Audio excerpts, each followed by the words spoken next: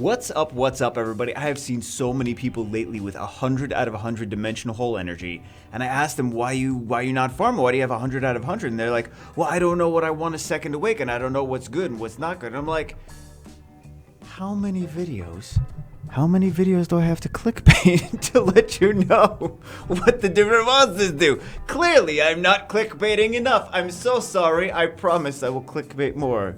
You guys like, no, please don't. Please don't.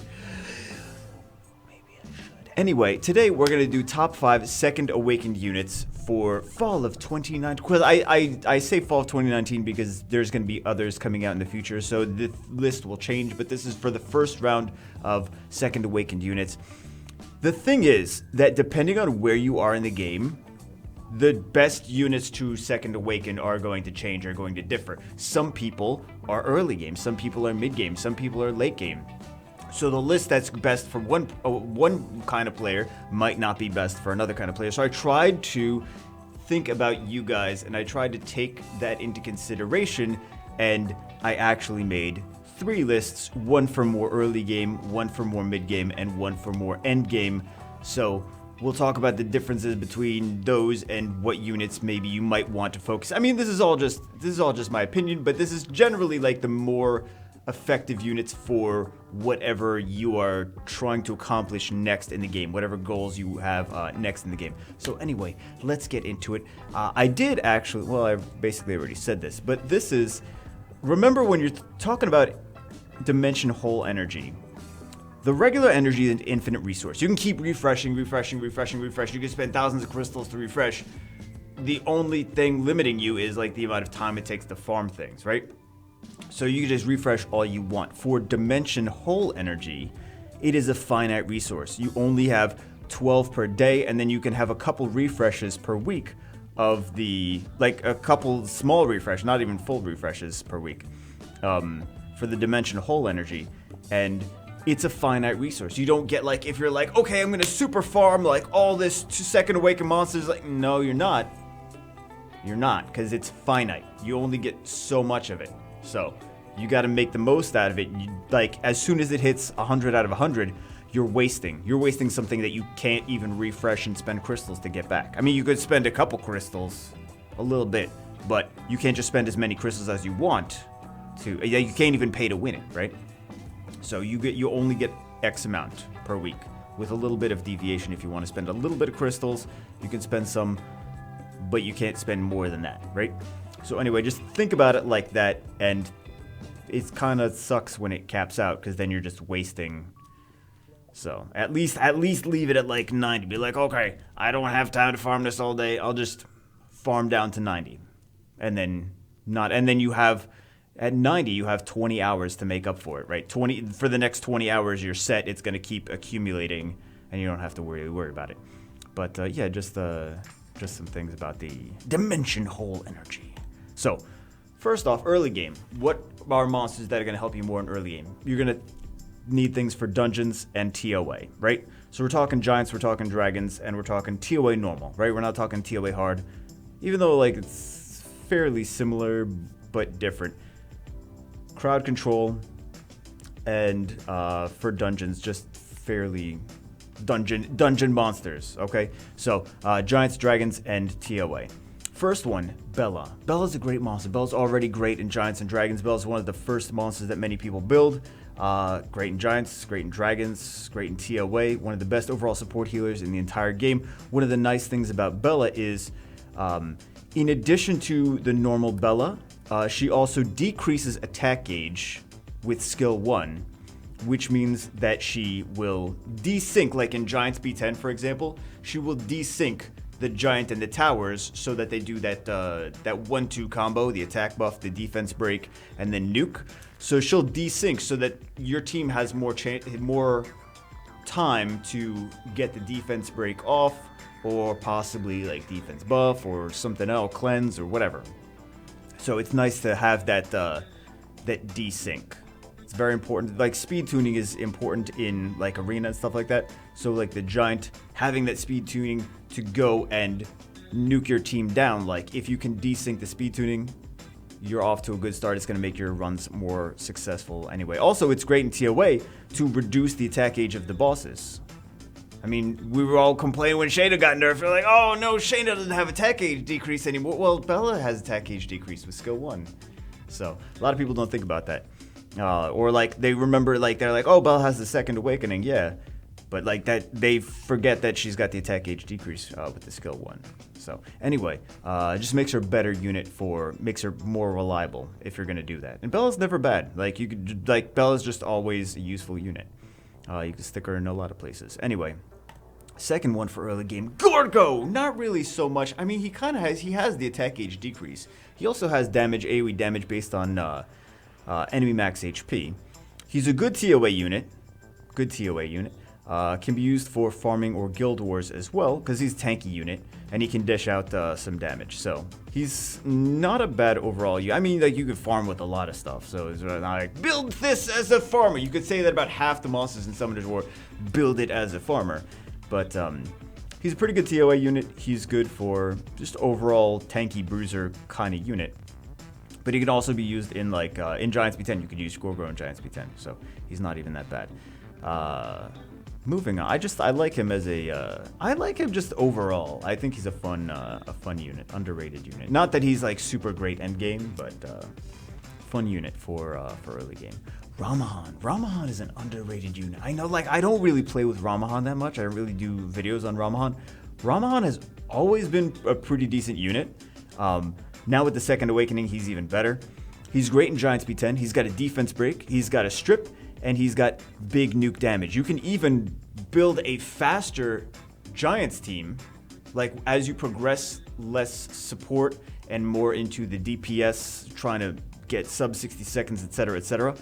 He's still going to be usable. He could still be usable later on. Like, you can use Ramahan in a sub 60 second team. And you can also, because he's got a defense break and a big DPS. You can also use him in endgame RTA if you want. There's people that do it, and you can also use him in Guild Wars, Guild Siege.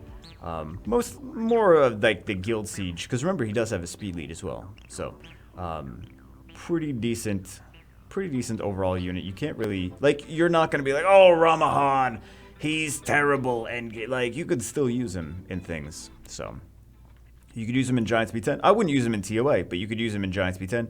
And, I wouldn't use him in Dragons B10 either, but like, he's going to be usable later on down the road as well. So Shannon, not necessarily a monster that I would use like super end game, like, oh, I'm so excited to bring Shannon into like G3 RT. Like, it's not going to happen. But she's great in Giants B10, and she's also pretty good in TOA as well. Pretty solid overall unit for those two things. I wouldn't really use her in Dragons, wouldn't use her in Necropolis, but Giants B10, TOA. So these are the earlier game ones. Ursha, another one really good for TOA. I use it on the free to win account where we only use 2 and 3 star monsters. He's an underrated. He's a tanky fire monster as well. So that's, sometimes you're looking for like, I need a tanky fire monster. What am I going to use? Ursha's pretty decent for a tanky bruiser fire monster. For like Guild Wars, like if you're going up against a Lucian team, it's not bad, right? If someone has like a Lucian defense. So, and he's got double AoEs. He's pretty good for TOA. So consider that one. Not necessarily, if you have enough TOA stuff, you might not necessarily need him, but he's pretty good. You could also use him as a farmer. He's got double AoEs. He's not even that slow. So, and it's reliable too. Just food for thought. So those are the more early game things. This one, Ursha, not necessarily for Giants, not for Dragons, mostly for TOA and like tanky bruiser that you could use for Siege later on. So. Anyway, on to mid-game. Okay, so mid-game, what are we looking for mid-game? Mid-game, we're looking for faster dungeon times. Not like consistent, but it's 2.5 minutes. Like, we don't want those necessarily. We want like more burst damage. Also, like, we want sub 60 seconds mandatory, and then Rifts content, and then guild content as well. Rift content means we need a lot of burst DPS, right? So we're going to be looking for more things that do a lot of big damage, a lot of very, exciting damage. So, first one here, Fire Inugami. I know YDCB clickbaits the crap out of this. Fire Inugami. How many videos can we stretch out one monster? Because it's the only thing I feel like building this month. Dragons B10, Necro B10. Fire Inugami, even when Necro first came out, people were running... there were some people running Fire Inugami, like several Fire Inugamis on the same team. I think it was like Shiwa, double or triple Fire Inugami, Colleen, and something else. Maybe Adrian. But yeah, that was an actual early game, early Necro team when it first came out. People were running that. It was kind of popular. But you can use it in Dragons and Necro. You can use it for even like sub 60-second teams for both of those. Windrift Beast is great in Windrift Beast as well. He's got a defense break. He's got the team up, right? So he's got multi-hits. He's got the team up, which is going to lower the cooldowns of your other things, and he does pretty good damage. He's a fire unit. So he's also usable in some of the other raids and Rift Beasts. And you can also use him in like endgame RTA as well. So if you do Second Awaken him, you need very high rune requirements to make him usable in endgame RTA, but it is possible. Ramahan. Still Ramahan. So we got 5 for early game, we got 5 for mid game, we got 5 for end game. Sub 60-second Giants B10, Water Rift Beast frontline, because Water Rift Beast, he's a defense tank, so he's going to take like less damage there. And he's also going to be able to defense break and dish out some damage as well. He's also a great siege unit because he's got defense break, he's got strip, he's got big damage, and he also has a speed lead. So he's a pretty good unit for that. You can run him with you can run Ramahan, Immensity, and either a Copper or Bulldozer. If you need to take turn 1 and nuke something right off the bat, pretty decent in that situation. So that's nice there. So you could use him in early game, you could use him in mid game as well. Cameron, basically budget Zyros. She's got 2 skills. Her second skill and her third skill do cooldowns, increase cooldowns on the enemy. So, and she's a dark unit, so she's element neutral, which is pretty good. I really like her for mid game. Eileen is an underrated unit. I didn't really do so much videos with Eileen. She's an underrated raid unit. She's got attack age decrease with skill 1, which is pretty nice. I even would say that you could use her for early game, only Second Awaken. I don't really like her before her Second Awakening, but after her Second Awaken, she's got attack age decrease, and she's got, like Hua, she's got a skill 2 cleanse, she's got a passive nuke, like Xiaolin and Brandia. It's her passive.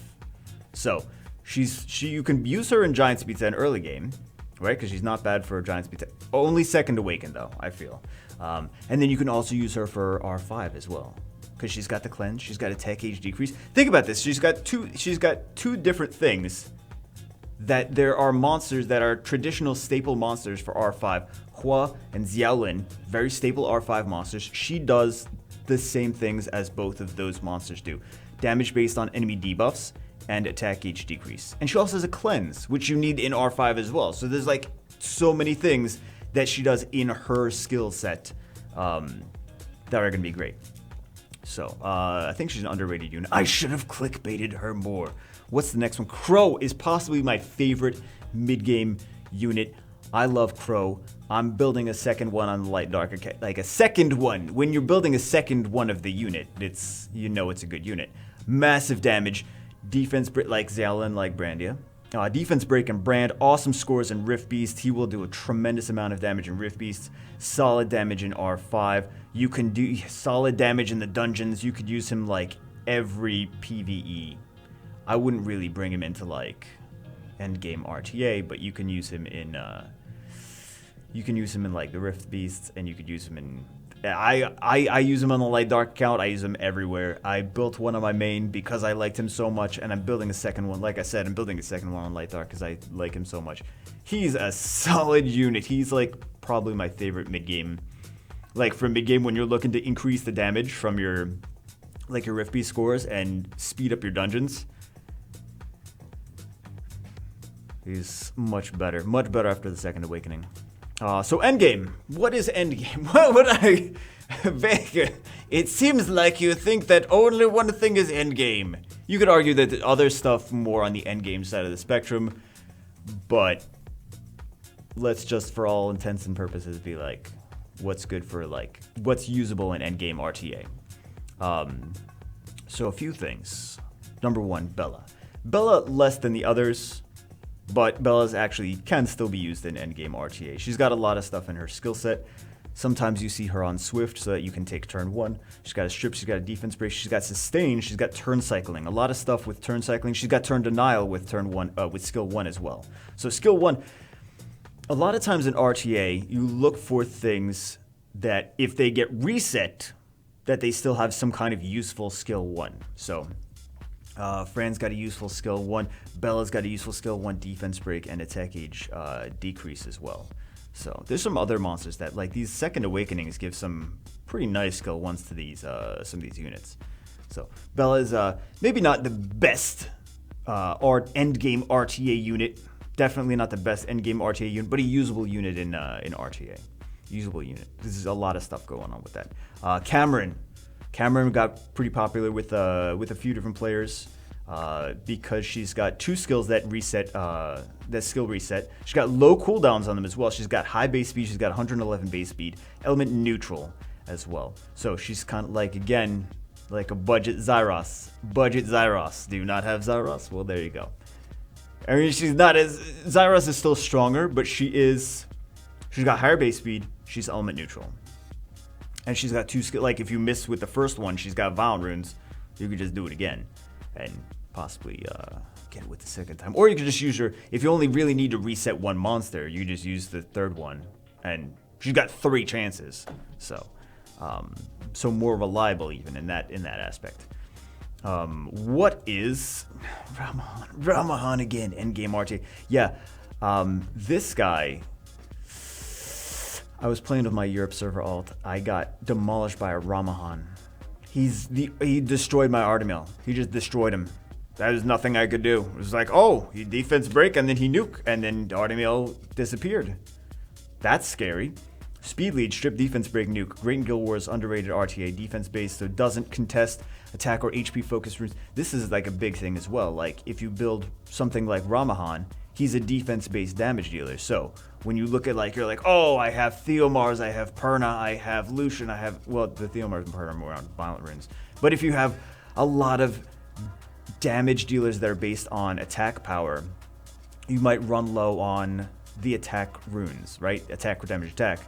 So something like Ramahan does damage based on defense, so you might have a lot more runes available that you don't have to, like, take off something else to put on Ramahan necessarily. So he might get some pretty good runes from your account. A lot of you are like, I don't even have pretty good runes. It's easier to rune him. You have to... Other things have to sacrifice less for him to be runed. So keep that in mind, because he's based on defense. So Fire Inugami, there's a handful of people, high-level players that really like the Fire Inugami, that are using Fire Inugami like turn 1. He's got to be turn 1. He can't be like turn 2, like tanky. You don't use him with an Artemil things. You use him with like the Lauren Ciara Water Monkey, things like that. You use him with speed lead. He needs to go in a turn 1 team, otherwise he's gonna die. Otherwise things are gonna die, right? Because he's easy to. He's a squishy damage dealer. He's less squishy now, but he's still a squishy damage dealer. So you need to get a turn 1 team. You need to open and you need to kill something. He's pretty good in terms of that, because he's. You think of like what things you're using to respond to an opening team, like something that's gonna like open and nuke you. And you think like, okay, Diana and Triana, like Fire Inugami's really solid against those 2 units. So other things as well, but yeah, really solid against those. So there's quite a handful of people that have used the Fire Inugami to success here. Elucia, I don't like this unit, but I can't argue that she's effective in endgame RTA. 2 turns. I mean, we even saw her at like the America's Cup for SWC. So she's got 2 turns sleep. She's with the 3rd skill, right? And it's gonna land. First skill, freeze, triple hit, cleanse, attack age boost. So you can use it as a cleanser, but you can also use it if she's fast. You can decide, you can like open and you can go and see like what monster needs to go next on your team. Like what is the enemy's situation? She can boost up the attack gauge of one of your units. You can kind of use her like Rakuni, except that she also CCs.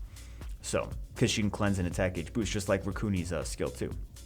So think about it, kind of like that. So, pretty solid. I personally I have her built. I'm not a huge fan of using her. She's not really my playstyle, but she is a good unit. So just because I don't like using a unit, like Hathor's not my playstyle either, but Hathor's a great unit. I'm not going to say a unit's not good just because I don't like using it. If it was up to me, like, my favorite units on here are, like, I like Sorin, I like Cameron, I like all the dark ones. I like Gorgo, but Gorgo is not really, like, an endgame RTA unit. I like to use him, he's fun, but he's not really, like, an endgame RTA unit. So, what if you built all you need? Oh, here's a good question. Remember, everything also gets better with skill ups. You don't need Devilmon. You can simply 2A another unit of the same family. Doesn't have to be the same element, and feed it to the first one to skill it up. Like, for example, if you built the Fire Fairy, which the Fire Fairy's got her uses. If you build the Fire Fairy, you're like, okay, now I need a Devilmon to skill her up. You don't need to. You can go to the magic shop. You can get some Wind Fairies. You can skill those Wind Fairies up with other Wind Fairies from the magic shop. Because they're all 2 stars, right? And then you can second awaken the Wind Fairy and feed her to the Fire Fairy, and it'll skill up one of her skills. So just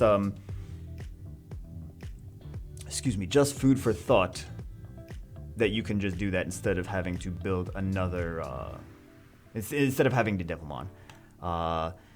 Here's another one I know people are going to comment on. Shayna got nerfed, I can't do it anymore. First off, you don't feel like you need to, for the rune farming ones in the Dimension Hole, you need to do the 5. You need to do level 5. For the other ones, if you can only do 4, for example, it's just going to take you a little bit longer to second awaken it. You don't get, it's not like R5 where you don't get as good, like if you do R2, you're not going to get the same grinds as R5. That's just a fact. You're not going to get legend grinds. But for Dimension Hole, for second awakening something, it's better to farm like even level 2, like not really level 2, but you could do it. It's better to farm like 3 or 4. If you can't do 5, do 3 or 4 at least to second awaken whatever, instead of just letting the energy go to waste. It's still more useful doing 3 or 4. You don't have anything to lose, right? It's not like you're getting something that you have to sell. It's like it's all going to the same place. It's all second away. It's just going to take you a little bit longer. It's fine. It's not the end of the world. So for the people that have trouble with it now that Shayna is nerfed, you're missing the attack gauge reduction for the most part. So keep in mind, Ajir, great. Lauren, great. Those are great units that will help you on units that on some of the dungeons that you need attack gauge reduction. Also for things like the Fire Warbear. The Fire Warbear has a buff that he puts up. Lauren is great against that. Ajir is great against that. They'll strip the buff. They'll attack gauge decrease. They'll strip the buff. Or Ajir will even steal the buff. But just letting you know. Also, Fran's good. She does attack gauge decrease as well. But I found that Ajir is phenomenal in some of the dungeons.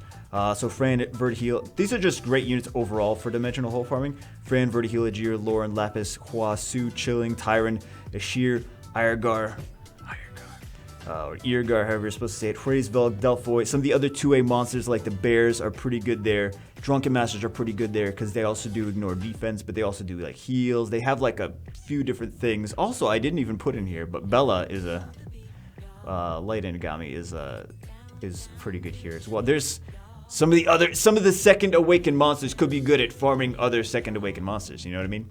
So anyway, Bagel, you talk too much. 24 minutes. I'm just glad it's not a 45-minute video. We did 3 top 5 lists in 24 minutes. That could be worse. It could have been longer. Anyway, guys, that's it for this one. Hopefully it helps some people kind of think about what they want to second awaken next. Give a brief overview. Too long. It could have been 45 minutes. It is me. Remember, we're talking about me. So, could have been 45 minutes. Anyway, guys, hope it helps. I try to keep in mind that many players are at different levels of the game than other players, and I try to put myself in your shoes and think about it from your perspective. So, maybe it helps. I hope it does. Anyway, that's it for this one. Hope you guys enjoyed it. I will see you as always in the next one.